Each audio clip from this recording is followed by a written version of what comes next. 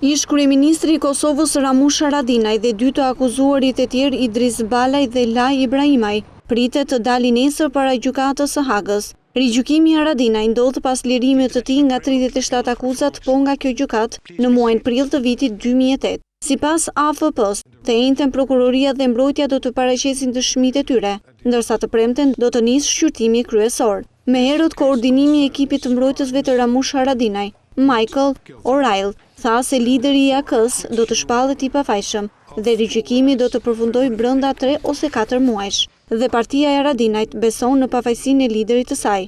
Sipas avokatit Michael O'Reilly, nuk ka asnjë fakt që implikon Ramush Haradinaj në akuzat për të cilat pretendon prokuroria e gjykatës së Hagës.